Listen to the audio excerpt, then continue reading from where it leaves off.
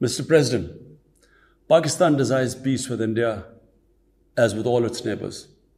But sustainable peace in South Asia is contingent upon resolution of the Jammu and Kashmir dispute in accordance with the relevant United Nations Security Council resolutions and the wishes of the Kashmiri people.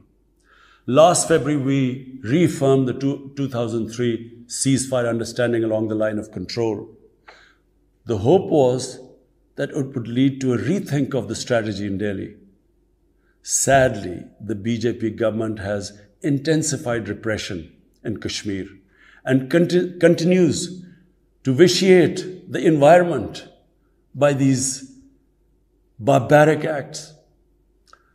The onus remains on India to create a conducive environment for meaningful and result-oriented engagement with Pakistan. And for that, it must do, number one, reverse its unilateral and illegal measures instituted since 5th August 2019.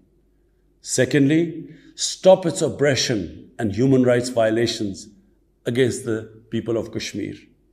And three, halt and reverse the demographic changes in the occupied territory. It is also essential to prevent another conflict between Pakistan and India.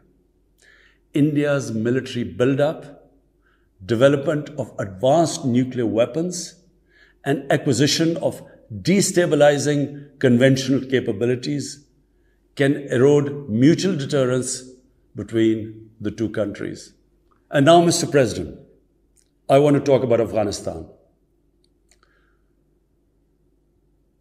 The current situation in Afghanistan, for some reason, Pakistan has been blamed for the turn of events by politicians in the United States and some politicians in Europe.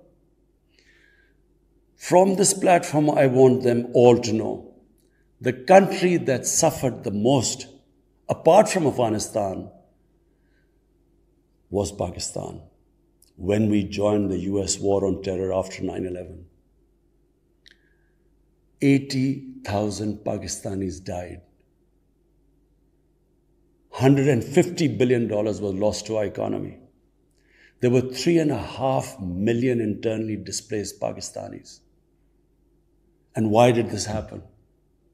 In the 80s, Pakistan was a frontline state in fighting against the occupation of Afghanistan. Pakistan and the United States trained mujahideen groups to fight for the liberation of Afghanistan. Amongst those mujahideen groups were Al-Qaeda, were various groups from all over the world. They were mujahideen, Afghan mujahideen. These were considered heroes. President Ronald Reagan invited them to White House in 1983. And according to news items, he compared them to the founding fathers of the United States. They were heroes. Come 1989, the Soviets leave. So do the Americans, abandon Afghanistan.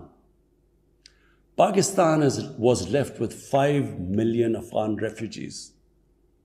We were left with sectarian militant groups which never existed before. But the worst cut of it was that a year later, Pakistan was sanctioned by the US. We felt used.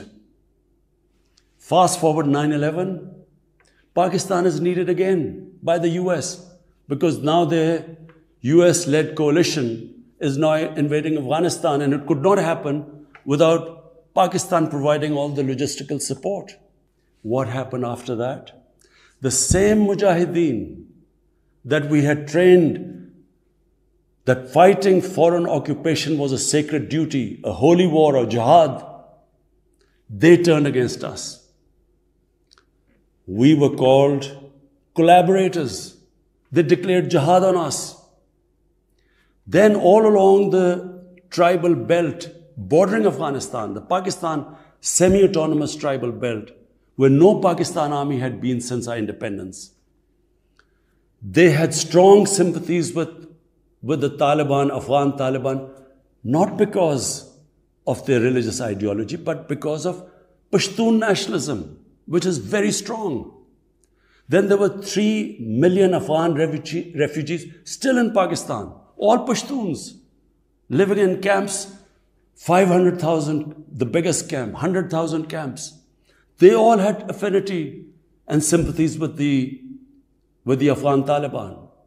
So what happened? They too turned against Pakistan. For the first time, we had militant Taliban in Pakistan. And they too attacked Pakistan government.